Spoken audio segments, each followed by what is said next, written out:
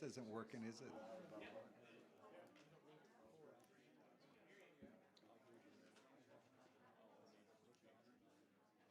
I need to get somebody to put an extension on this. I can't get any closer. So, hey, sorry. Uh, I just told John I felt like I was campaigning today out there talking to everybody, and here we're almost 10 minutes late to getting started, so I apologize. We wanted to say something. Roger, birthday boy, you say it when you need, whenever you want to. Hey, let me go ahead and welcome you to our October meeting, and if you would, stand and join me in pledging allegiance to our flag. I pledge allegiance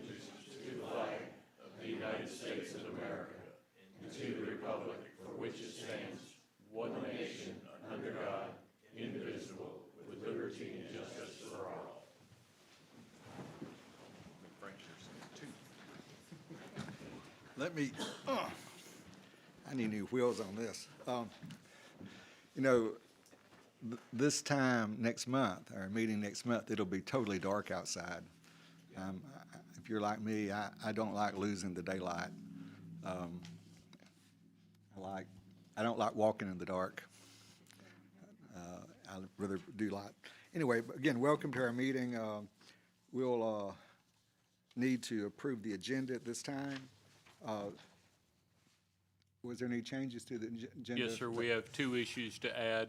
One will be to add a personnel issue for the executive session.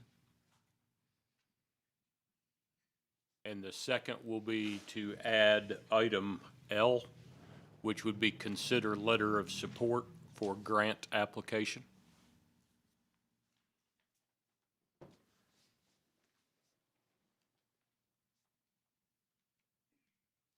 Do you have a sample of that letter to provide? No, sir. It'd just be a commitment, financial commitment. Okay.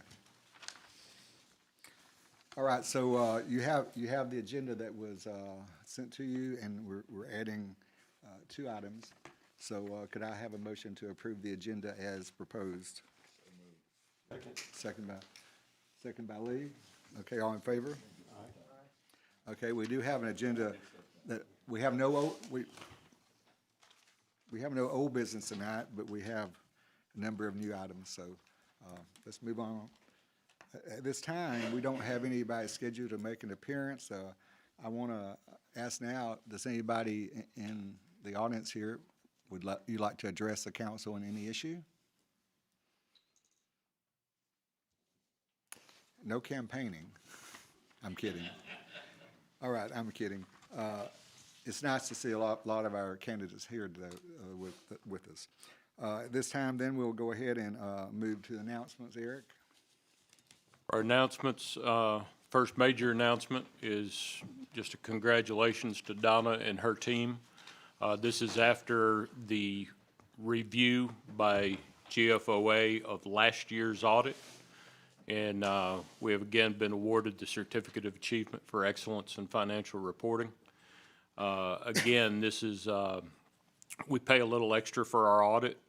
We audit to a higher standard, and we report to a higher standard than what is required by law. And again, received that award. And I think, Donna, this is how many consecutive years? 14 years. I haven't had a chance to check all the census numbers, but up through last year, Ball Ground has consistently been the smallest city in the state of Georgia to receive this award. We grew, some people shrunk. You know, we might not be the smallest now, but we'll be checking that. Other announcements, again, it'll be this Saturday will be the Rivers Alive cleanup. Starts here at City Hall at 9 a.m., goes through 1 p.m. We'll be providing coffee and donuts for breakfast, and Dominic's is providing pizza for lunch. And hope to see a good number of folks there. We'll be cleaning up Ball Ground Creek. And then again, the Christmas parade, December 3rd, closer than we think. And that's it for announcements, sir. Okay, we'll move on to the approval of the minutes from the last meeting. You received those. Any changes or corrections or questions for Karen?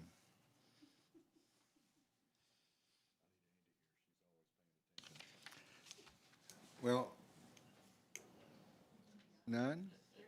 Okay, with a motion to approve the minutes as submitted. Motion by John, second. Second. Mickey? All in favor? Okay. As I said, we don't have any items of old business tonight, so we'll move to our first item of new business. It's an amendment to our American Rescue Plan budget. We have decided to make some changes in that particular funding, and so I'm going to let Eric highlight the proposed changes. Yes, sir. What we're proposing is to delete the Groover Street Stormwater Project. That was to install storm drain and curb and gutter on the south side of Groover Street between Old Dawsonville and Civic. To delete the funding for the cellular read meters. To temporarily delete the City Park Stormwater Project.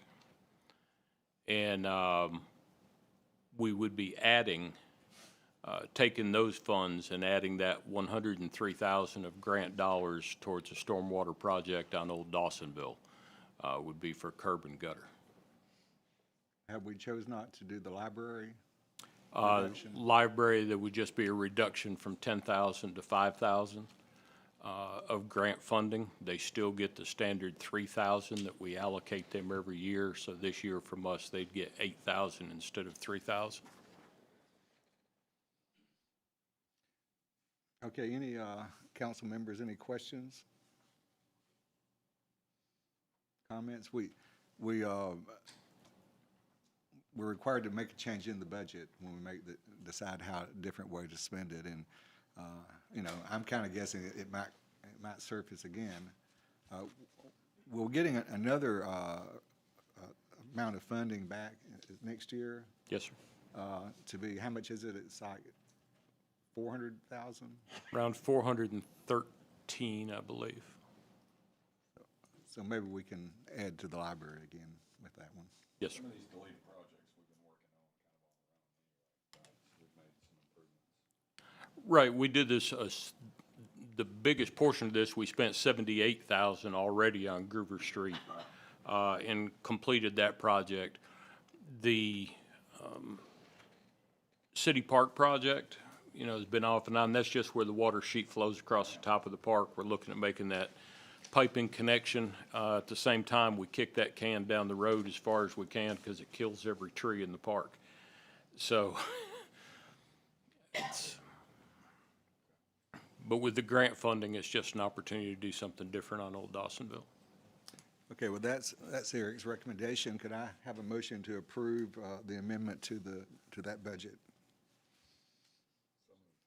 Motion by John, second. Lee? Any further discussion? Okay, all in favor of the motion? Okay, that's unanimous. By the way, I meant to say that Andy Stoner didn't feel well tonight, so she's not here. So hopefully she'll get better. The next item under new business is another budget amendment, but this is our general operating budget for the year that ended in June 21. Unlike a lot of organizations and agencies and businesses, cities have to amend their budget to end up much closer to how you actually turned out. So in this case, we've got a number of items that Eric has put forth to bring us more to the level of what, you know, we had a budget for this amount, but now the business year has ended, and there's some we have a big difference between. So under government financial accounting, we have to amend the budget so it's very close to the actual numbers. So, Eric, you wanted to highlight the differences that we're be acting on? The biggest thing here is to account for the $213,000 in grant funding that we received that was not in the budget, and then to allocate the expenditures for those $213,000 as well. That included things like the walking loop at Calvin Farmer Park and whatnot that has been put in. Revenues finished the year at $27,000 above expenses. Of course, the grant was the biggest item in revenue. Yes, sir. What's the biggest item in expense side? More than likely going to be parks.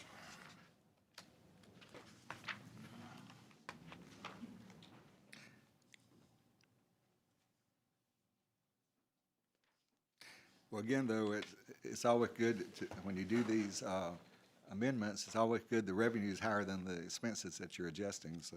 Parks was the largest at $225,000. And that includes the walking trail, speaker system downtown, Right. and some assistance to the botanical gardens. Okay. All right, guys, council, you have any questions, comments?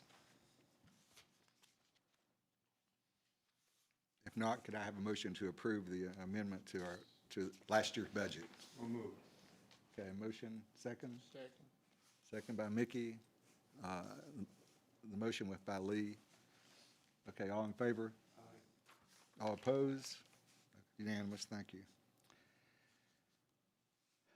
Next item on the agenda is to consider a notification of a special water rate district for the estates at Sharp Mountain Creek.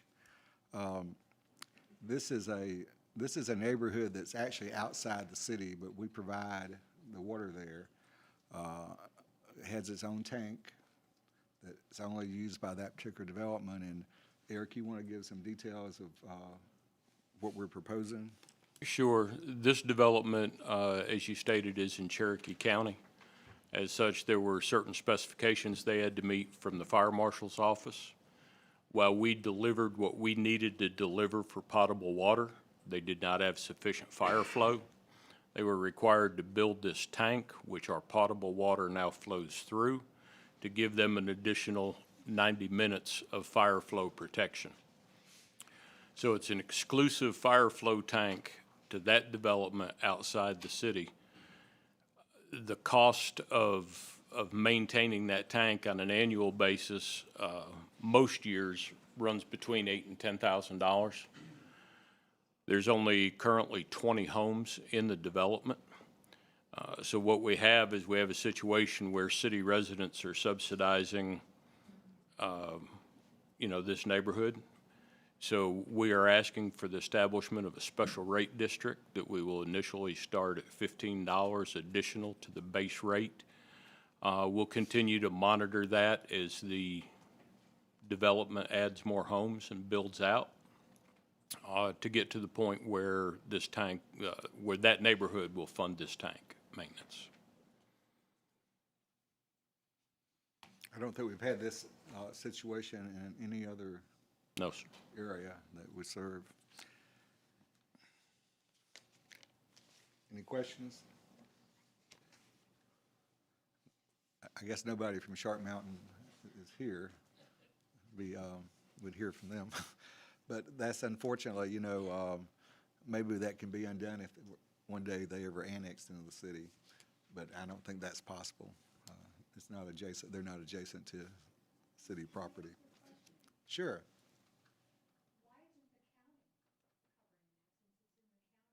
Our water, but why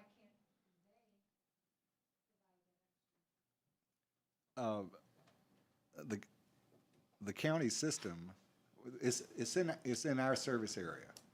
In other words, the county, we have certain defined service areas, and every water producing other city does too. But then the Cherokee County Water Authority, which isn't really part of the county, it's an independent authority. They provide water throughout the county, but only in the areas that we've claimed that area. So the city provides the water there, And unless if we give that up, it would be it would give up other, customers that, even though they're outside the city, they're still producing revenue for us by us selling them water. So, anything? And the county has no infrastructure in that area to be able to provide the water. Our first stop was, we did ask the county fire office if they would like to fund it, because these folks obviously pay a fire tax. So that was the option. We asked the county, you can pay us each year for the tank maintenance, and they stay with that. But the fire department really doesn't want any part of that, and I understand. But we just need to find a way to make the city ratepayers whole. Yeah. Okay, no comments from the council? All right, could I request a motion to approve the special water rate for Short Mountain Creek Estate District? Okay, motion by Mickey, second by John. Okay, all in favor? Eric, what is the monthly increase? Is it $15. All right, next we have on the agenda is to consider notification of an increase in capacity fee for an existing business. And we really, we were highlighting one situation, but we really need to be probably put in a policy that might be effective for any typical thing to happen like this did. We had a water customer set up as a residence, which, you know, used water at the amount that we all do at our houses. That then it converted to a drug rehabilitation Right, center. Riverwoods Behavioral Health. And it's also now, how many people are in it? Currently, 50 patients and 24 employees. So they're using a tremendous amount more water than a house would. And the original capacity fee paid by, when the house was constructed, was much less than it would be for something, for a commercial operation using that much. So what we're looking at doing here is raising that, but actually letting the council agree to do that for any residential location that becomes commercial and has higher than personal use, higher amount of Right. use. We're just asking to be able to reassess capacity fees based on use. So whenever there's a conversion in use, because under the county's approved plan at that particular again, this is a property outside the city limits. They are now approved to go to 361 total occupants.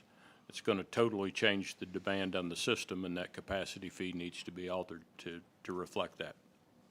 And capacity fee varies with the amount of water. Consumption of expected to water, be used. yes. They have a 1-inch meter, but they've installed a tank. So they've installed a tank so that they can pretty much pump nonstop into their tank and then use out of their tank to feed their system.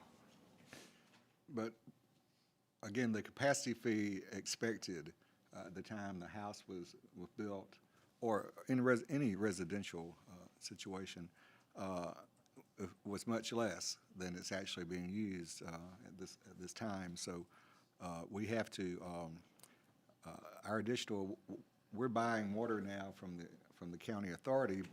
We attempted to, for a long time, we had a single well putting off about 100 million gallons a year that handled the whole city.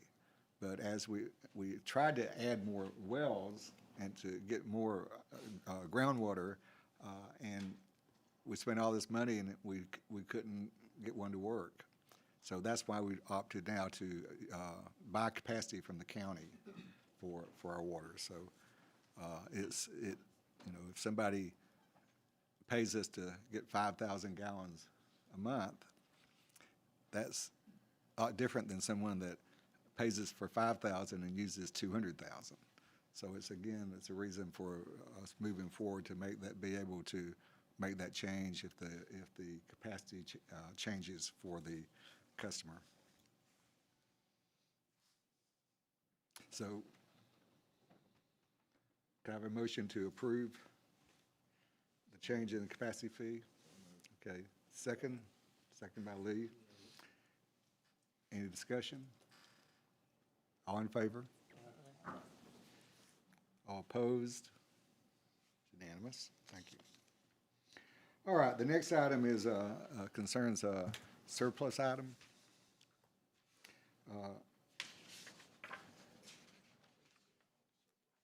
Well, technically, I'll let Eric explain it.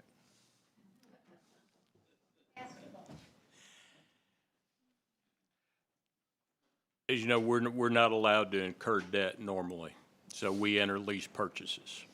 We enter our lease purchase programs through the Georgia Municipal Association. In our efforts to fund the police station and be able to wrap that whole note together with this building, we have to sell this building back to GMA, who already owns it anyway because we're just leasing it on a monthly lease. The difference is at the end of the lease, there's no payout. But we can walk away. We're required to appropriate it for it each year in our budget, and you can walk away at any time. So we received one bid on City Hall. It was from the Georgia Municipal Association. It is in the amount of $825,285, which is what we need to do. And then they will turn around and refund on the 21st, refund the $825,000 and provide the funds for the construction of the new police station. I'll be wrapped in, and well, that's the next item, so. Well, I can say in all these years that I've been involved, and true for everybody else here, I don't think we've ever put our city hall into surplus. Particularly one that we haven't paid for yet. But that's the way it has to be. It's just a matter of going through these steps to utilize GMA, the lease program. See, under Georgia law, unless you put it out to vote, you're not allowed to incur debt that lasts more than a year.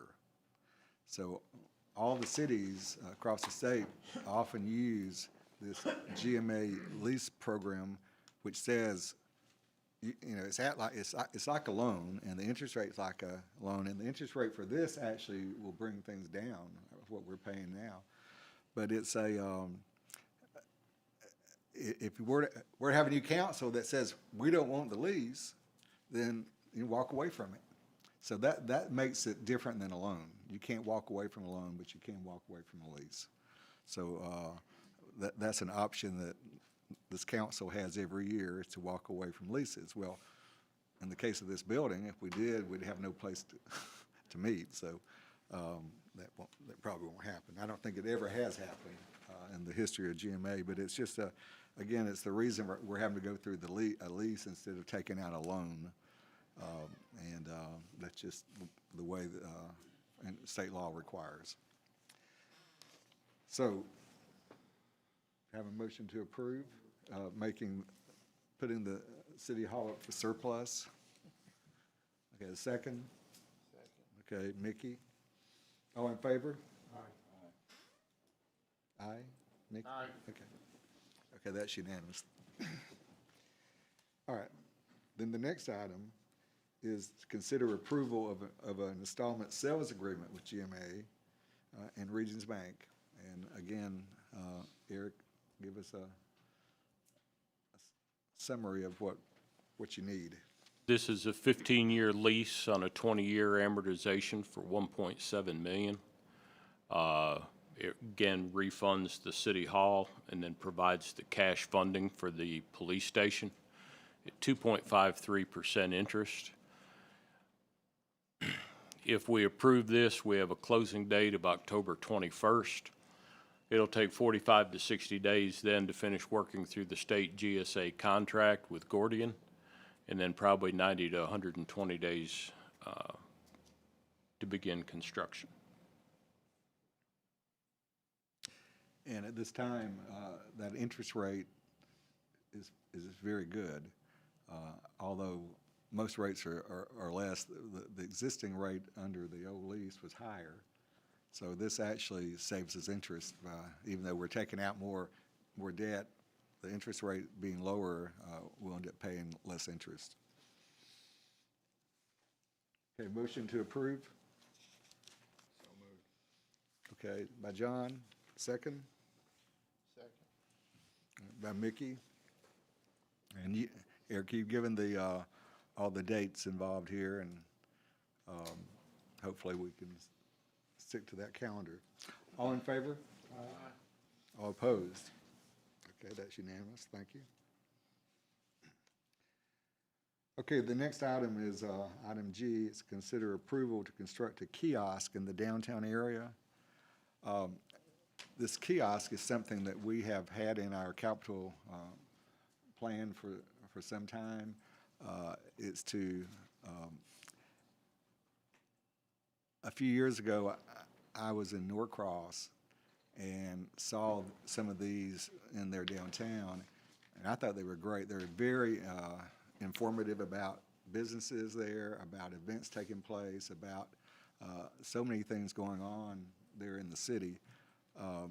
And we have been working with the merchants downtown who are in favor of having something that to kind of show their businesses and improve their for visitors. But you want to add anything, Eric?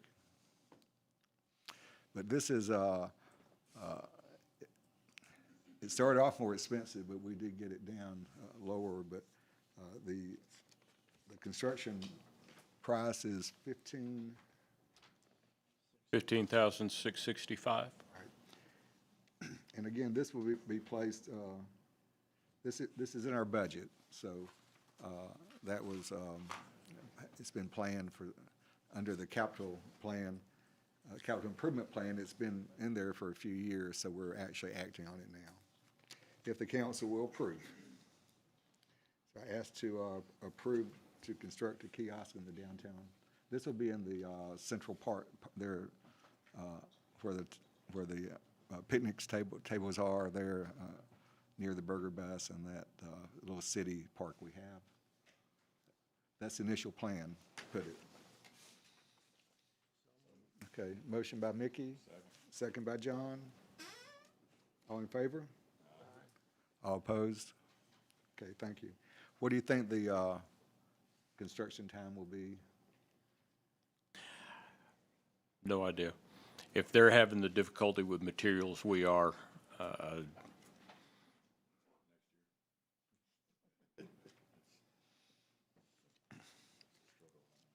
But I'll follow up with them in the morning and get some type of time frame. Well, I think it's going to be a very nice thing to have in our downtown area, and we hopefully can not have to wait years to do it. Let's move on to item H, and this is to amend our schedule of fees. You know, the city has a schedule of fees that covers everything that we're involved in, and but sometimes things happen that we need to change it, other than once a year when we usually adopt that schedule. So this particular request to change has to do with boring under streets and the highway, the state highway. The right-of-way is much larger, and Eric, go ahead and give some detail. Our standard bore fee for a water service on a long side bore has gone up drastically this year. We've been charging $1,000, so we're paying more for a bore now than we're receiving. So we're asking to take that to $1,500. We're also asking to create a new line item, which is a state highway long side bore. The state highway, Canton Highway, ranges between 125 feet in right-of-way and 150 feet in right-of-way, depending where you are. The state also has a different standard on the minimum bore size in the steel casing that it's contained in. So we have an estimate right now for a house being built on Canton Highway, up kind of across from Holcomb Crossing. And the contractor estimate right now on that single bore is $6,000 to get across. So we're asking to set a new fee that is simply $500 plus cost. The $500 to the city for our time and efforts. We have to get a permit from GDOT. We have to submit drawings on exactly where it's going to be, whatnot. So it's to make up for staff time in that, and then the actual cost of the contractor. Mr. Public Works, you want to have a comment on it? Let's do it. So we're asking to amend our schedule of fees to change the cost to bore from $1,000 to $1,500, and then to put in a different charge to bore under a state highway to be basically the actual cost of doing the job plus $500. Is that correct? Okay, motion to do so? So moved. By John, second. All right, Lee? All in favor? I heard everybody that time. Nobody opposed to oppose. Thank you.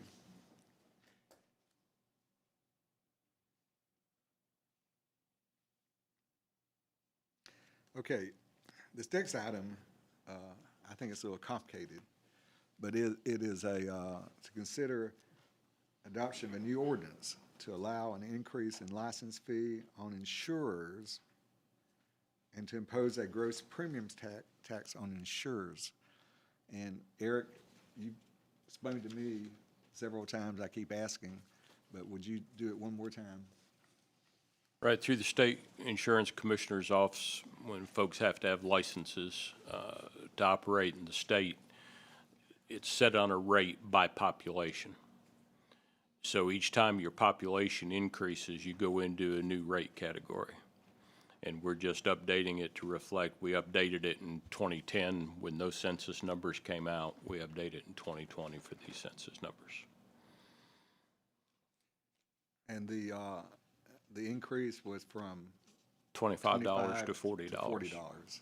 And that's really any agency across the state that has a customer in Ball Ground in the city has to pay that fee, and whether they have one customer or 10, it's just a required.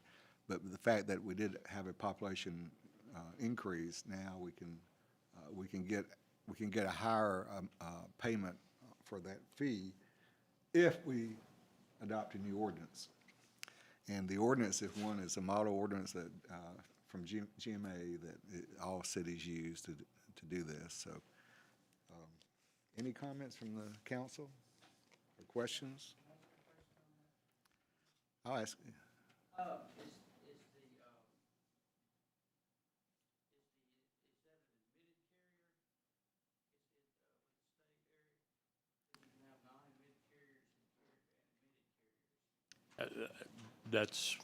I have no idea. But again, it's something done throughout the state, through the legal people at GMA. They put it together just to allow you to get more higher fees than we would otherwise. We could do nothing and keep getting $25 per company, but we're always trying to get as much as we can to increase revenue. But you're the insurance expert. I'm sorry. It's not the local companies, it's like the home-based. Yeah. And then GMA takes us at the end of the year, takes ours and does an audit, see what goes through, see who paid and not paid. So they track all that for us. Okay, could I have a motion to approve this new ordinance that raises it from $25 to $40? So moved. Motion by Mickey, second. By Lee. He pointed. Okay, all in favor? Unanimous, thank you. All right, next item is we'll need some, I guess some detail from Eric again. This is Old Dawsonville Road widening project and paving. And Eric, you want to summarize what's being proposed? What we're looking at here is adding 18-inch curb and gutter on each side, which will actually give an additional foot of travel lane northbound and southbound on Old Dawsonville between William Court and Groover Street. Do that with curb and gutter. It's an overlayment. Then it has sidewalk on the back of curb and gutter. Takes care of the storm drain. It builds a retaining wall in the parking lot of Calvin Farmer Park. Backfills that area to create a road shoulder. If you're familiar with that, it's just a drop off now kind of into that parking lot. So this creates an area on top. It will have to have a handrail, just like the one done here behind City Hall, but provides that sidewalk connection. It's funded with the $103,000, which will take care of all the stormwater on that part of the project. Developer contributions for the resurfacing. And then our utility funds will pay for the water line relocations. There's a fire hydrant that will need to be moved at the intersection with Groover and Old Dawsonville.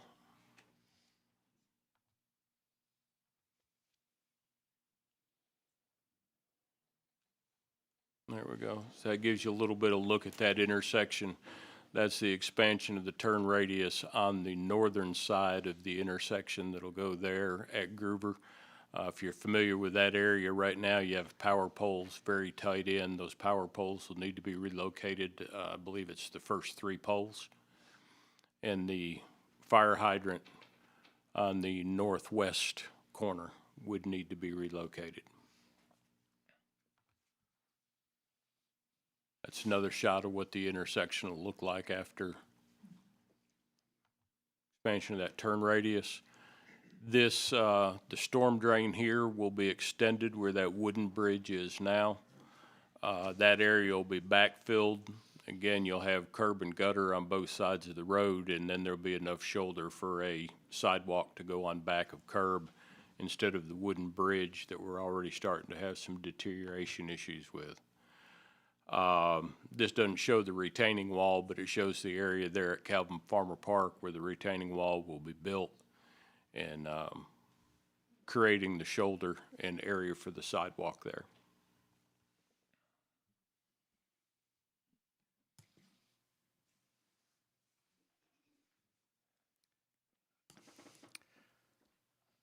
With the proposed development beyond that, this will give longer sidewalk parts for our city.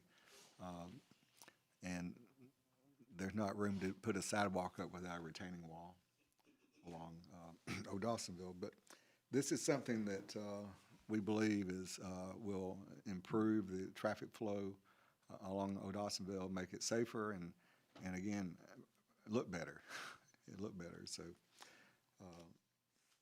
any questions from council? Eric, you want to give us some time frame for what you would expect, even though you can't get concrete? It's difficult. We have a stormwater project at Northridge and State Route 372 that we're partnering with GDOT on. I ordered the storm structure and 200 feet of pipe this morning, and I was told best case 2 to 2.5 months before materials will be on site. So if council chooses to move forward with this, I'll call around tomorrow. We'll find the best places we can order from and just see. Retaining wall block, I think, is 3 to 5 weeks out in most instances. and this is a large quantity of concrete.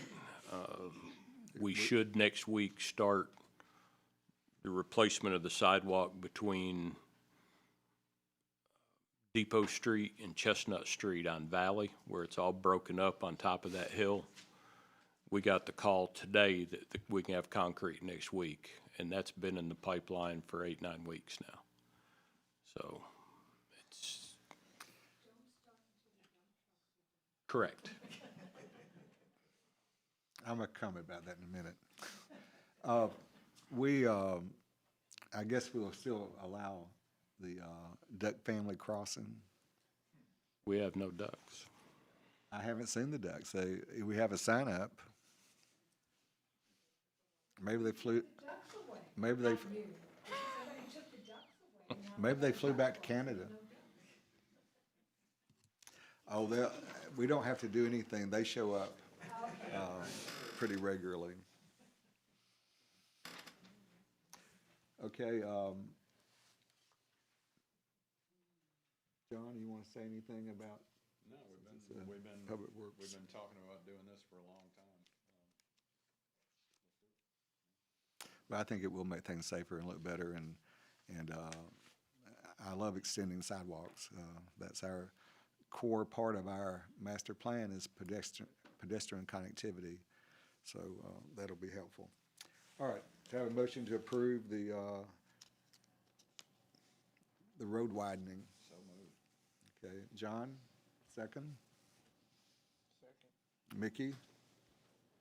Again, any questions, comments? All in favor? Aye. I hear from Lee. Yes, aye. Okay, all opposed? All right, let's just move forward on it now. Tell the concrete people that we're not gonna wait that long. Tell them they need to do it sooner. Or we're gonna put a special tax on them to drive through Ball Ground. Okay, the next item, the last item on our new business is a annexation application, the first reading. This is property near this particular O'Dawsonville Road widening, and we'll probably get developers to contribute to that. But this particular annexation request is it's a parcel of property that most of it's in the city already, but there's 13 acres that are in the county. The 13 acres in the county are zoned R40, Correct. and the 13 acres in the city are zoned R30, correct? So the annexation is requested with the intent of actually developing 60 houses, 60-something houses. Chris, 66? Yeah, and when that happens, it will be, on average, there'll be 1.3 houses to an acre, so it's not high density. But nevertheless, the first step in this is to annex the property. Eric, you want to give some detail on the extension of the overlay? But if council choose to move forward with first reading of this, then the applicant is also asking for an extension of the overlay district. So if we have the first reading, then we will place signs, put a sign out for notice of the expansion of the overlay district. We'll accept comments for the next 3 weeks. There would be a public hearing at 6 p.m. Prior to the next council meeting. So we would meet public hearing at 6 p.m. to receive additional public comment, and council meeting would be at 7. And at that time, would have the second reading of the annexation at the next meeting. Correct. And deal with with extending the overlay, which is, again, most of this is already in the overlay. It can't be if it's not in the city, and so by placing it in the city, we actually tried to send that to the Planning Commission, and they refused to do it. They said, no, that's a map change, it's not a zoning change. So that's why we're gonna bring it back to the council, and have our own kind of public hearing concerning doing that, but, it'll be, again, it's only 13 acres.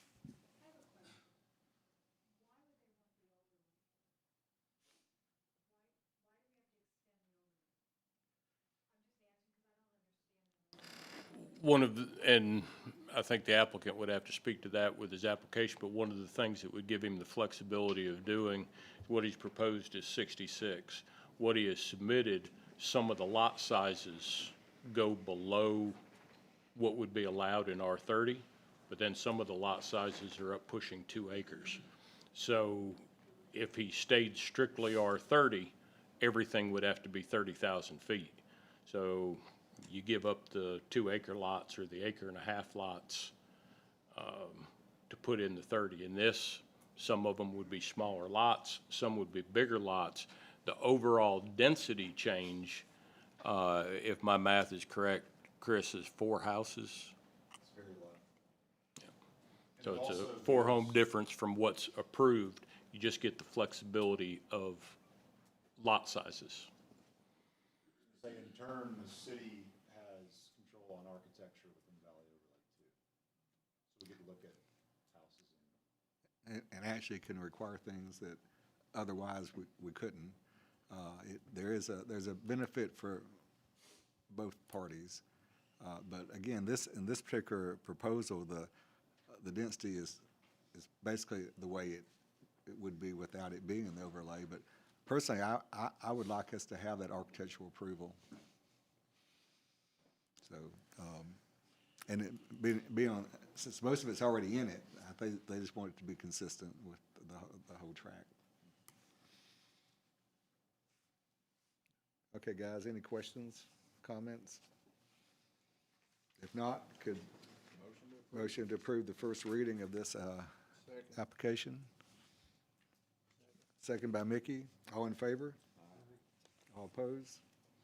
Okay, that's unanimous. And as Eric said, we'll have the second reading of the annexation next meeting, but prior to that, we'll have a public hearing, short-term public hearing, and then we'll act on the extending the map, not rezoning, but extending the overlay. So, hope everybody understands that. Okay, that covers everything on the new business agenda under new business. But we do have one more to add. I'm sorry. It's the letter of support for grant approval. Yes. I was contacted yesterday by Cherokee County Parks and Rec. The deadlines are coming up on a couple of grant applications. And grants usually are scored on points. And they've asked us, since we've talked over the years of trying to get a campground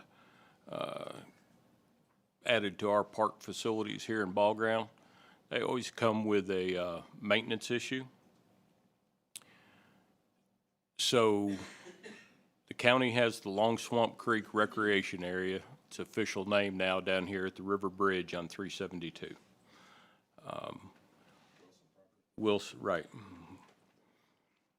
They're submitting a grant application for $600,000 for DNR grant. The county is agreeing to match it for $600,000, which is going to give them tremendous points again because the required match is only 20%. So this ought to put them right up in the top. They get additional points if they can have another government entity join the grant application with them. They've asked for a letter of support that Ball Ground would support that being out there. The other big thing we get out of it for our folks is the canoe and kayak launches that DNR has decided to walk away from that were supposed to be constructed there.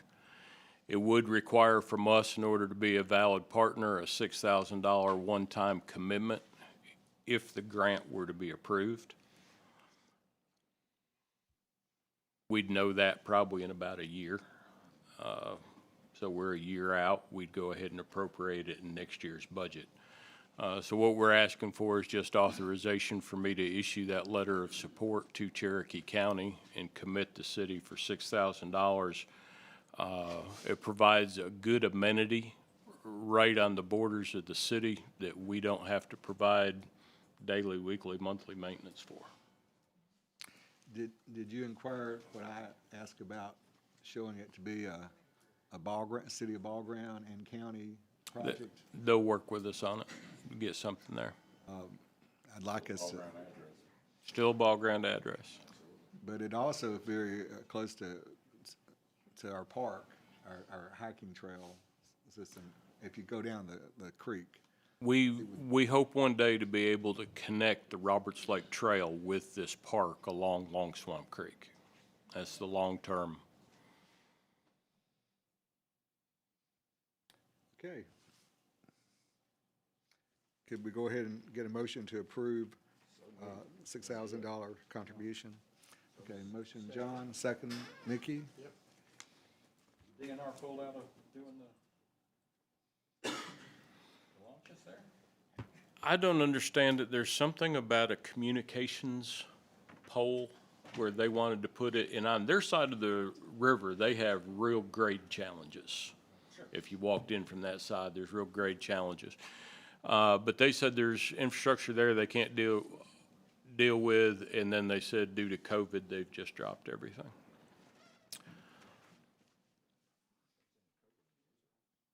But I would think that that also would give Cherokee a leg up again on this grant, being that those services were a DNR project.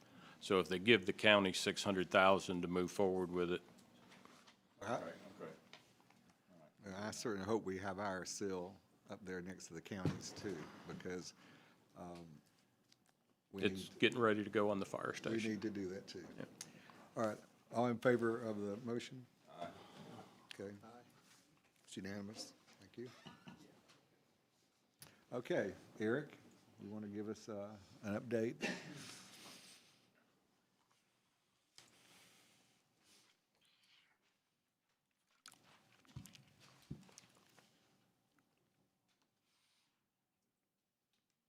Everybody should have a copy of their financial report. Basically, general fund balance is at 539. That does include $32,000 of LMIG grant funding that was received last month. SPLOST is at 144,000, and utilities is pushing 1.2 million. On this batch of ARPA funding, we have 124,000 remaining. On the September revenue and expenses, the general fund revenue was at 36 with expenses of 64. SPLOST was revenue of 59 against expenses of 47. Utilities revenue of 157 with expenditures of 131. Field work on the annual audit has been completed. I think we feel like we're in the audit year-round by the time we close out one and whatnot, it starts all over again. But we think everything went very well. We don't anticipate they will have any findings. There are some GASB changes, and as always, there's changes in the way they would like to classify some of our holdings, but no findings. On capital improvement update, Depot Street resurfacing should begin tomorrow morning. I hope so, because we dug out the potholes earlier today. Valley Street sidewalk replacement from Depot to Chestnut is on for next week, and the turning radius improvements at Civic and Gilmer Ferry are also on for next week. That's next to Jill's Bakery, where those real high concrete curbs are that come out. Those get torn out. Everything gets pushed back. I replaced a lot of tires on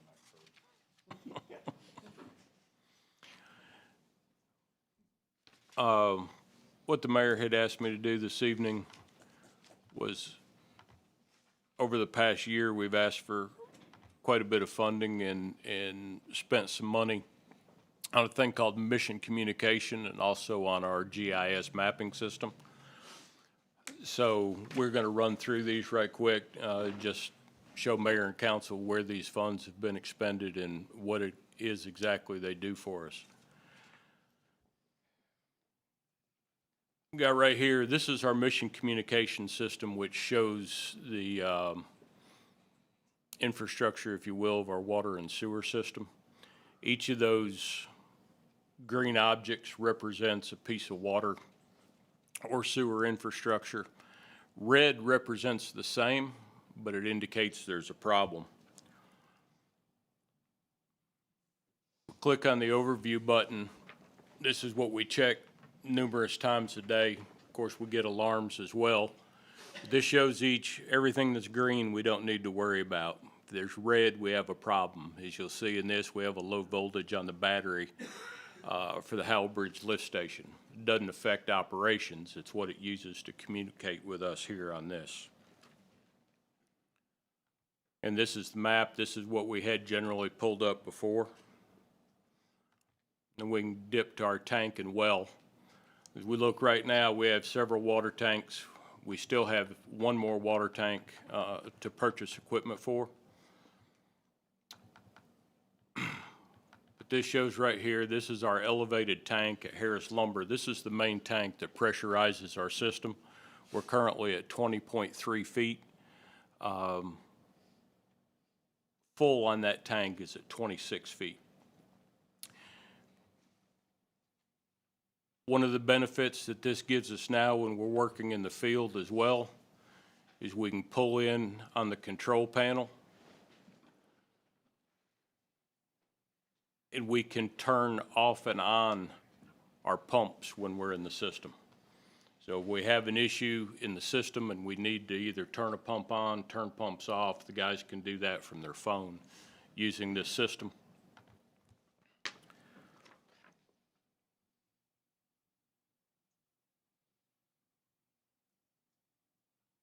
We'll go down into the data section on rainfall. This equipment was ordered yesterday. If you see right here, there's been no rainfall. This is at Marietta at McCollum Field is where it pulls rainfall data from. We've ordered the equipment to set up 3 of our sewer lift stations where rainfall data will be recorded from there automatically every day. What that does is it lets us start comparing rainfall data to sewer flow data and helps us determine where we have stormwater infiltration into the sewer system, where we're paying to treat stormwater as opposed to treating waste. It's expensive to treat, so we don't need any clean water going into it.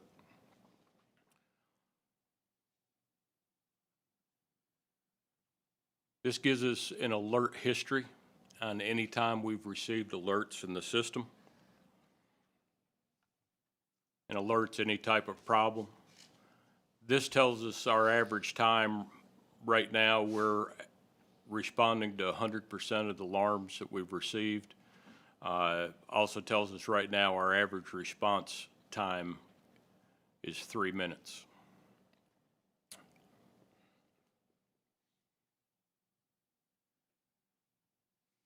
Go through this. This gives us our daily run times of every pump we have in the system. Every sewer lift station has 2 pumps. Our standpipe tank station for water has 1 pump, and our well has 1 pump. So we're able to track the run times of each of these items, compare that against rainfall data again, and track stormwater issues.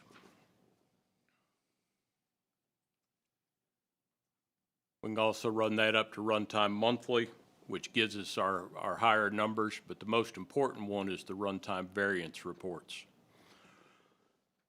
We look through these reports, there's always reasons, you know, so if you know the reason why the pump is running more or less, that's not a problem. But when you're looking for issues, and again, we'll point out the Howell Bridge lift station, we'll look at that. It tells us during this period of rainfall that we've been in, our pump run times are up 48 minutes. When we look at our other lift stations and we see that they're only up 7 minutes, Old Dawsonville is up 10 minutes. We know that Mountain Brook pumps to Old Dawsonville, so Old Dawsonville's really only up 3 minutes. The other 7 minutes it's getting from Mountain Brook. You start to break these areas down. So when we start our camera operations, we know that we need to be in the Howell Bridge drainage basin is where we need to be focused because of that time differential.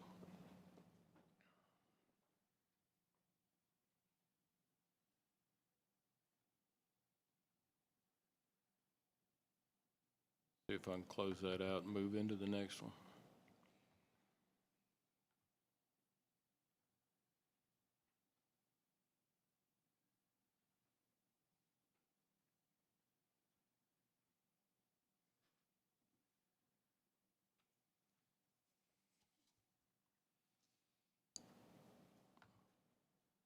You have to bear with me on this. I don't do as well with the pad as I do with the mouse. These are all the water lines that we have in the city. We're still working on trying to get these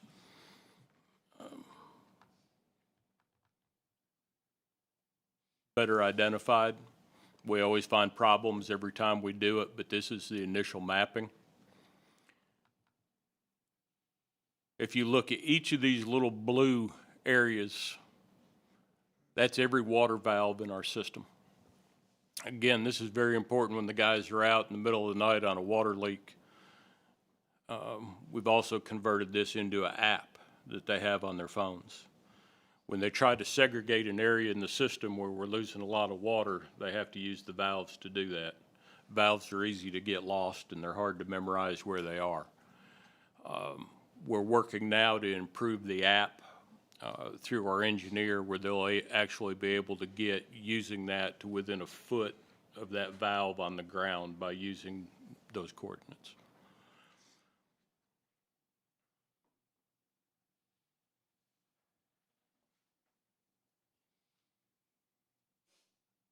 We can turn off the structures then and simply focus on fire hydrants. This is going to be a long time in the making. One of the things we're doing right now with our fire hydrants is collecting data on them. This is down next to Universal Alloy. We'll be able to pull up the information on each hydrant. We know this one flows 2,282 gallons a minute. We run a static pressure down there of 128 pounds.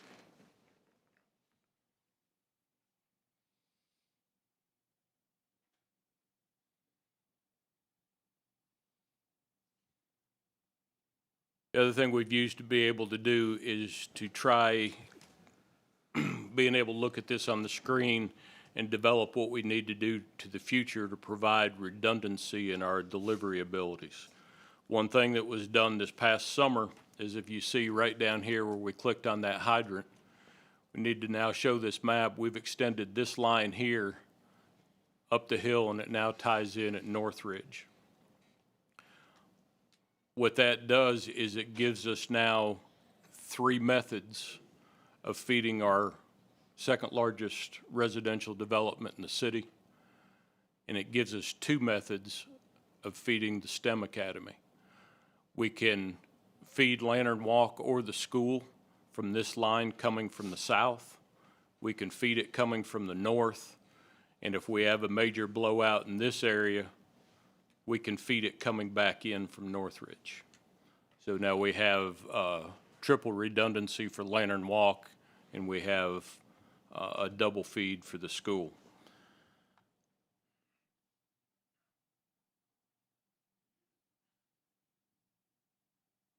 We also have areas where we have joint, this one comes back from earlier development with water lines on both sides of Old Dawsonville Road. It creates problems when you're doing a construction project like a widening. But again, Mountain Brook is our largest development. It also provides for a double feed from there. We can feed that development from either line. 6-inch line is on the west side with an 8-inch line on the east side, and the ability to segregate them back at the development.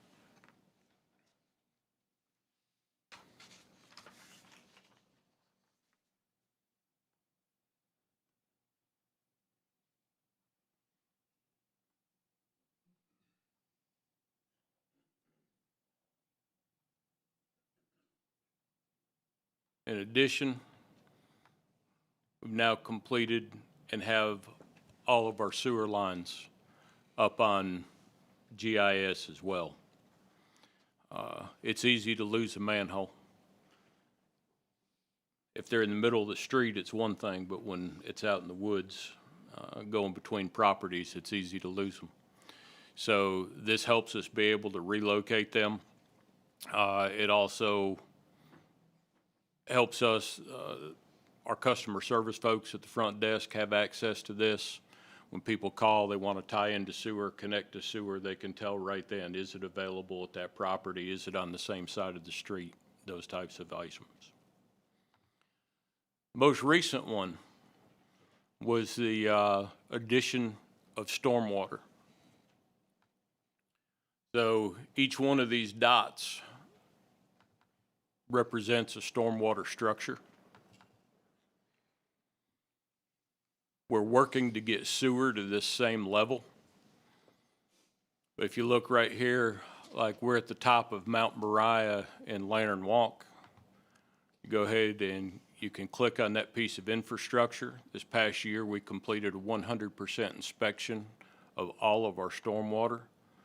And we go ahead and take pictures to where you can see the condition of it. Under the terms of the Metro District, we're required to accomplish these inspections now every 5 years. So this is our first set of inspections. But now we have a comparable record when we look at this hole again in 5 years.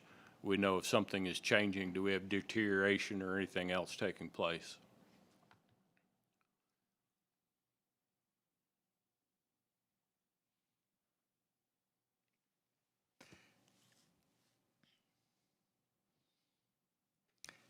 Eric, when you're showing the manhole, let me make a comment that I guarantee you're the only city manager probably in the Atlanta metro area to ever climb up and down one of those ladders.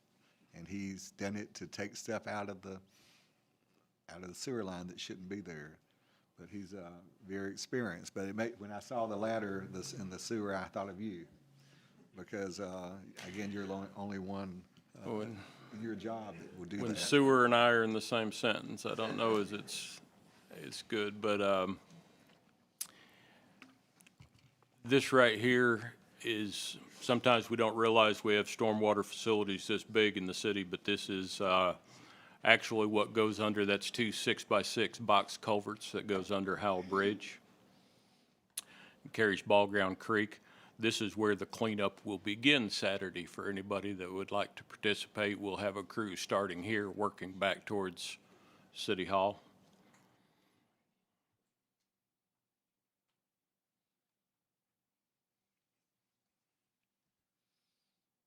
We can also turn on the next layer, which is our stormwater conveyances. It shows where our pipes are and how they're running.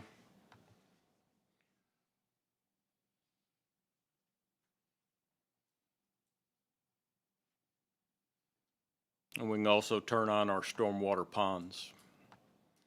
One of the things that we're working to get to is to try to get all our stormwater ponds to look like this, which is a highly effective water quality pond. Sometimes you don't like to see this in a neighborhood, but with all the cattails, with everything that's in there, it's doing its job in cleaning that water before it makes its way back to our drinking water sources, Etowah River, Long Swamp Creek, whatever. So we're cataloging all of these now. These, as we move forward, will require an annual inspection. So again, it'll let us compare what we have each year. And next month, we'll continue going through GIS, but we'll have Chris go through that one, and that will be on zoning and how you can go in and look at the different parcels for their zoning, how they're tied, and it also links now directly to the zoning ordinance. So you can click on a parcel of property, you can pick up the zoning, click on it, it'll take you to the zoning ordinance, and you can be able to look through that. So these are some of the things we've been kind of working on.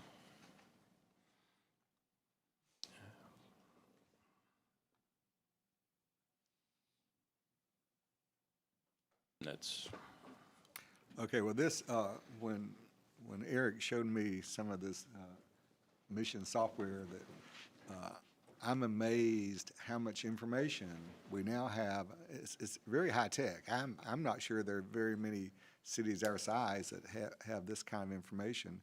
And it wasn't too many years ago that for like our water lines and we had one long-term employee that we had to ask him, where's the line? Because we didn't even have it on paper. But this is great to have something so high-tech and that can constantly be updated, and I think we're lucky to have you move forward on in doing this. So any comments from council? Yes, it was JC. JC has actually given me a list of the first, the infrastructure one that we've done, just to be clear, the infrastructure one that we've done is not public record. So you can't get that from our website simply from the fact that you don't want to tell everybody in the world where your well house is, where your water tanks are, where your water lines are. That stays. What Chris will be covering next month is on the website and is all open data. But JC's been provided all the backbone information. Like I said, he's come up with a list of things he remembers from way back in the day. Because trying to capture the 1932, 33, 34 pieces of infrastructure is tough. So. Well, thank you. It's again, there's so much information that's available through this system that it has to make life easier for our workers too, to have access to information on their phone. Right. So thanks for that presentation. I'm going to mention something about annexation. The county, people throughout the county are looking at trying to put cities together to come up with some annexation discussions, but I failed to introduce our new Tribune reporter, Joe Parker. He's sitting back here with a mask on, and Joe had had an article the other day about that particular annexation issue, that the county wants to meet with the cities and try to come up with some plans. Years ago, we actually had a growth boundary agreement. I'll turn it back on now, sorry. We actually had with the county a growth boundary agreement that it's only for 5 years, and then it wasn't renewed, and it was basically almost like a circle that went down to Sharp Mountain Creek, and the area that we said that we wouldn't annex beyond, and that's now becoming important with all the other cities as they growing like spiders throughout the county, spider legs.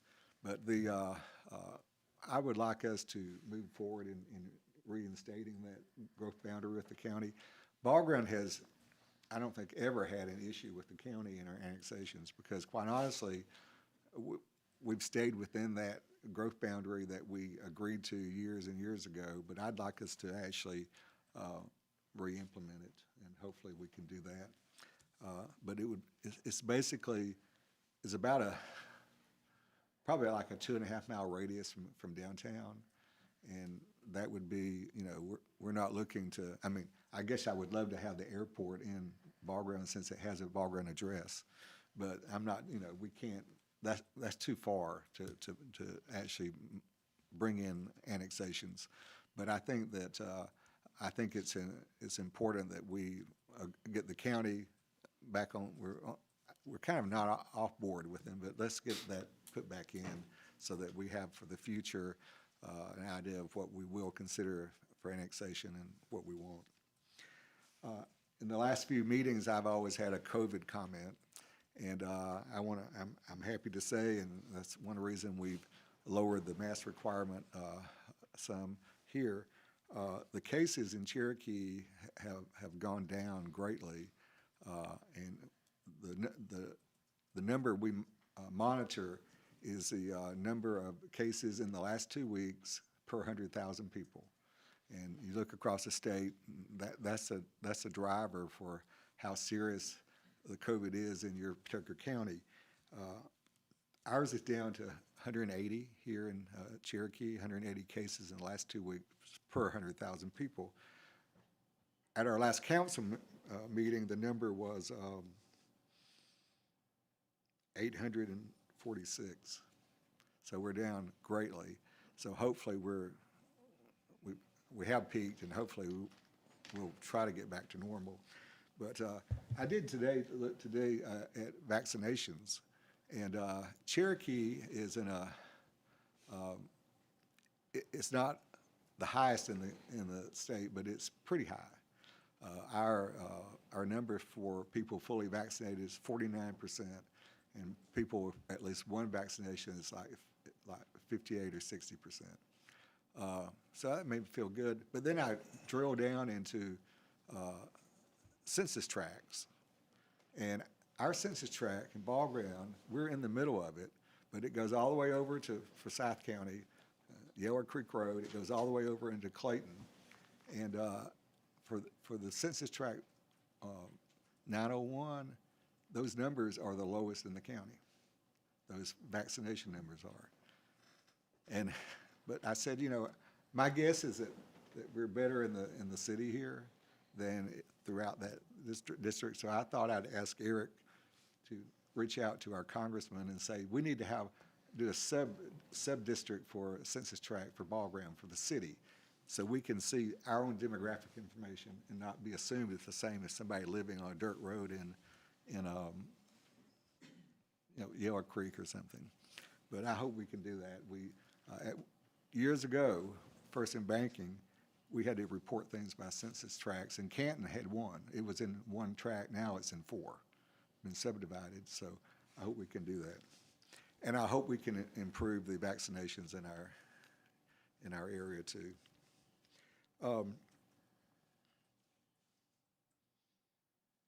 One other thing I want to mention, annually we have a council planning retreat, and we didn't have it last year because of COVID. I wanted to plan it earlier this time, but I'm going to wait until we're going to have new council members. So hopefully we can, once we know who's on board and who's available, at what times we can announce that next council meeting. But it's having some new council members. It'd be important for that planning retreat to be done, and to be probably a lot more detailed than in the past. So we'll see. But I'll announce that at our next meeting. Mickey, anything you want to bring up? I don't have a lot to say tonight. Just want to thank Eric for getting completion of the pickleball court. Haven't heard much from Barry Edge, so that means it's a good sign. So I think they're enjoying it, isn't it? Good to hear. Good. That's all. Good. Good. I'm glad to hear that. Okay. John? Hats off to Miss Donna back there. She's a superhero. She just sneaks around, and everybody else here at the city that gets stuff done. I'm just as guilty as beating up on the government as anybody else when I see folks that I think